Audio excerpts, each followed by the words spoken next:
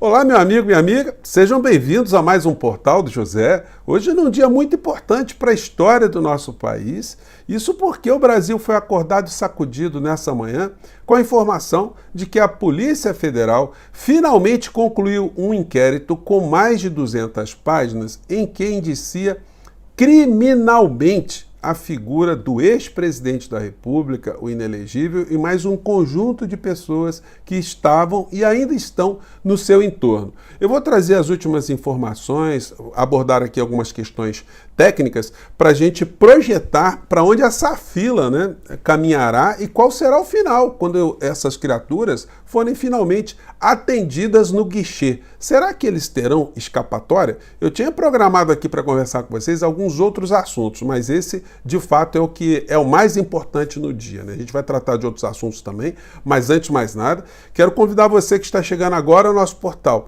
e ainda não nos conhecia para que você se inscreva aqui conosco, conheça também os nossos outros vídeos. Se você gostar, compartilhe, recomende, não se esqueça.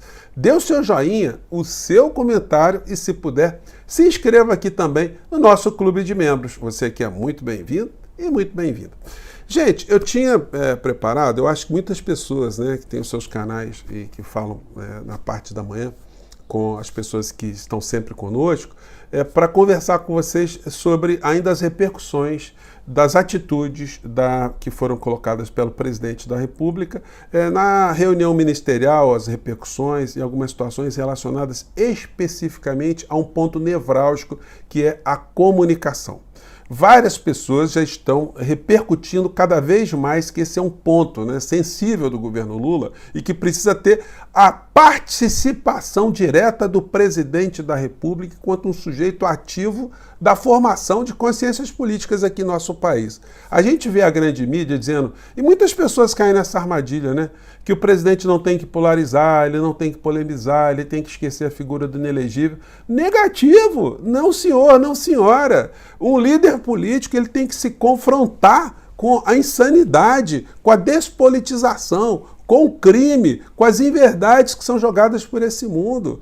Não somos nós que pulverizadamente temos que fazer esse enfrentamento sozinhos, não. A figura do líder político da nação, que é o líder administrativo, é muito importante nesse embate. E cada vez mais nós temos cobrado das pessoas que estão no entorno da presidência da República, ou do presidente da República, para que convençam o presidente da República para vir para os embates sobre as questões mais importantes aqui do nosso país. Essa é uma questão que nós vamos aqui tratar outras vezes aqui no nosso portal. Mas hoje, ganhou destaque fundamental o que está acontecendo com o covardão. Notícia Bolsonaro, Cid mais 15 são indiciados por fraude em certificado vacinal. O bolsonarismo trata essa questão, uma questão menor, É uma falsificaçãozinha, é como se fosse falsificar na cabeça deles, como alguns adolescentes faziam no passado, carteirinhas de estudantes para poder entrar no cinema, que é proibido, em filmes que eram proibidos para menores de 18 anos. Então, a gente sabe que isso já aconteceu muitas vezes na história aqui, não só do Brasil, como outras partes do mundo. Então, o bolsonarismo, eles acham que é isso. Eles tentam, colocar, porque no mundo onde aconteceram tantos crimes nesse universo paralelo, o que é uma adulteração de uma carteirinha? Mas não é isso não, gente. Houve uma invasão no sistema eletrônico de saúde aqui no nosso país. E quando isso acontece, é a saúde do povo todo que está em risco, porque se o sistema ele perde credibilidade, realmente o Brasil, a sociedade brasileira, fica exposta a um conjunto de crimes que pode acarretar situações muito graves. Então não é uma coisa menor não, tá, gente? Então, bom, pelo menos é importante a gente esclarecer isso. O rol de indiciados aqui é muito grande porque o Bolsonaro ele tinha um propósito de, ao fugir do Brasil, porque ele tinha consciência dos crimes que cometeu, que ele pudesse circular, porque ele não se sabia exatamente em qual país que ele poderia pedir um asilo político, né, que isso sempre teve no radar dessas pessoas, e aí seria necessário para entrar ou para circular de um lugar para outro o seu cartão de vacina e mais do que isso, né, dos seus auxiliares mais próximos, dos seus cupinchas pagos com dinheiro público do povo brasileiro. Então, já que ele tinha cometido tantos crimes, o que era um crime a mais? Então ele ordenou o Mauro Cid para fazer isso aqui, tal rol de indiciados aqui no meio dessa história. Gente, são mais de 200 páginas, tá? E tem muitas informações. Eu quero ver agora o mentor político, jurídico, constitucional, intelectual, matrimonial do inelegível dizer que são narrativas, porque o discurso deles é sempre assim, narrativas, ninguém enfrenta a questão. O Bolsonaro foi atingido ontem, né, sendo chamado de covardão, e o que faz um covardão? Se acovarda, né? Não vai defender a sua reputação, até porque isso ele não tem. E as peças do inquérito já estão circulando aí para vários lugares, né? Eu ainda não consegui ler, são mais de 200 páginas, né? Mas com certeza alguns pontos principais dá para a gente utilizar como base em função das reportagens que já estão surgindo. E uma delas está no G1. Bolsonaro deu ordem para forjar vacinação para ele e para a filha, disse Cid em delação. Gente, o Cid entregou nas mãos do criminoso a prova do crime, o produto do crime, que estava ali, inclusive, usando a própria filha, né? Eu já comentei aqui com vocês que o Bolsonaro, em dado momento, ele disse que a filha não se vacinou porque ele tinha um atestado médico que dizia que ela não podia tomar a vacina. Eu questiono aqui com vocês, eu tenho certeza absoluta que esse atestado médico é fraudulento. E se tem um médico que fez isso, ele tem que ser responsabilizado criminalmente também. Que negócio é esse? Que enfermidade tem essa menina que ela não pode tomar vacina? É ideologicamente falso, disso eu não tenho a menor dúvida, né? Enfim. Então, não tem como a figura do inelegível escapar das provas que estão materializadas. Foi o Cid que diz como e quando entregou, como ele forjou, quem participou. Tudo isso foi documentado e agora a situação está complicada.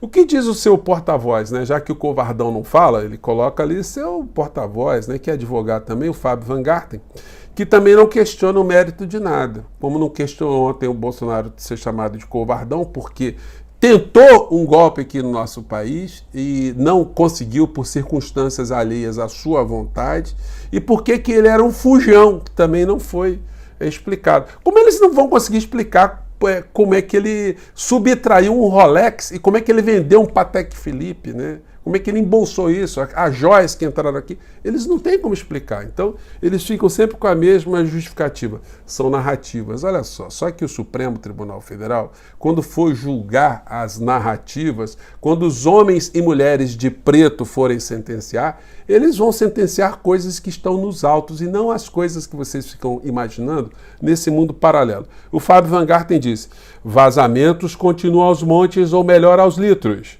É lamentável quando a autoridade usa a imprensa para comunicar ato formal que, logicamente, deveria ter revestimento técnico e procedimental ao invés de midiático e parcial. Senhor Fábio Van Garten, o senhor está querendo enganar quem? O delegado de polícia, ele determina o sigilo durante as investigações para não ter nenhum problema, mas depois que ele concluiu que o inquérito vai mandar para o Ministério Público, não tem mais sigilo. E quem disse que o indiciado tem que receber um aviso que está sendo indiciado? Ele tem que receber absolutamente nada.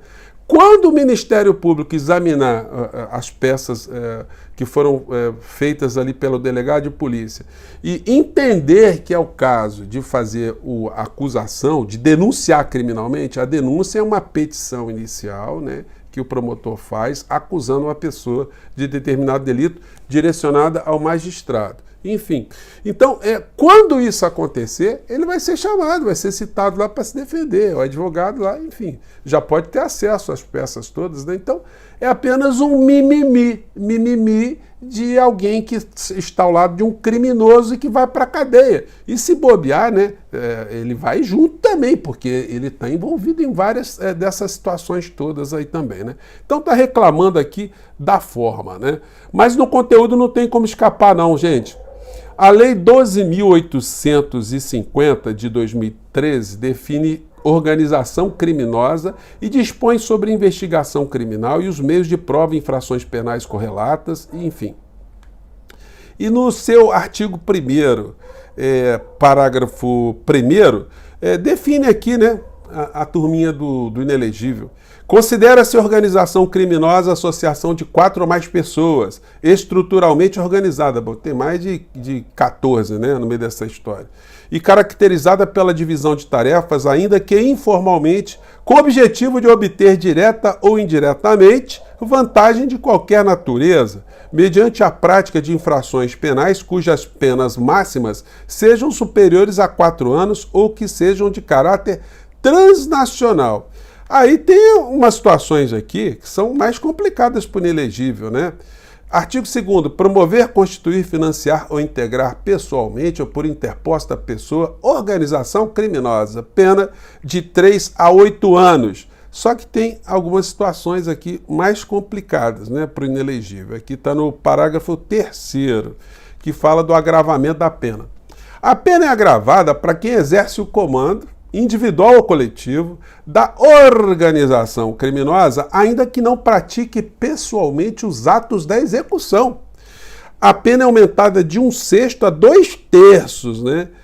Se há participação de criança e o adolescente, no caso a Laurinha, né, a filha, o Supremo Tribunal Federal vai entender se essa é uma circunstância agravante, que eu não tenho certeza absoluta que o Ministério Público irá denunciar, porque ele só tem 2 alternativas quando ele recebe as peças do inquérito policial. Ou ele entende que o delegado está viajando na maionese, que aquelas provas todas são narrativas, e aí ele pede o arquivamento ao juiz, ao Supremo Tribunal Federal. E o Supremo Tribunal Federal vai ver se os argumentos do Ministério Público são procedentes ou não. E vai mandar de novo o Ministério Público oferecer a denúncia, vai mandar fazer novas diligências, ou simplesmente o Ministério Público vai fazer a denúncia com base em tudo aquilo que está acontecendo.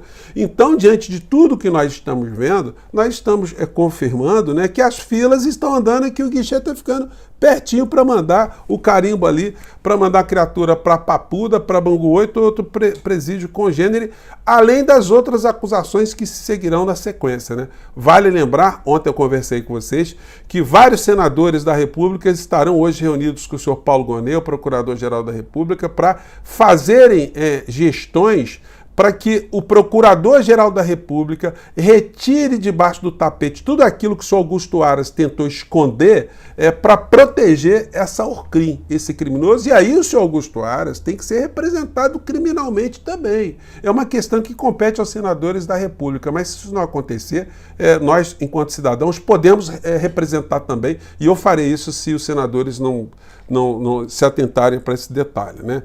Então, aqui tem mais agravantes. Se há concurso de funcionário público, valendo-se a organização criminosa dessa condição para a prática de infração penal. Gente, aumenta até 2/3, a pena que já é de 2 anos. Então, ela sobe bastante, né?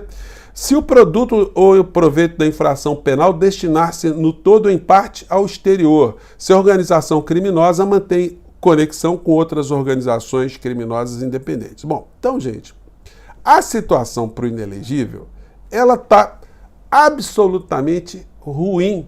E só compete tirar essas pessoas ficar dizendo que são narrativas, mas, enfim, enquanto eles ficarem navegando nessa maionese aí, eles vão ficar cada vez mais sendo desmascarados e cada vez mais incriminados. E por isso que eu estou aqui com vocês todos os dias, jogando luzes sobre essas questões, para não deixar essa gente jogar esse discurso que são coisas menores, né? Que isso não vai dar em nada. Muita gente acredita até nisso também. Mas isso depende muito de como as coisas estão sendo colocadas e como elas estão chegando concretamente às cortes e não às cabeças das figuras que vivem no mundo paralelo, né? Gente, mais tarde eu volto aqui, tem muita coisa, vamos ter muitas repercussões, vamos ter muito mimimi, e eu volto aqui para repercutir as repercussões com vocês, tá bom? Um grande abraço, mais tarde a gente volta. Tchau!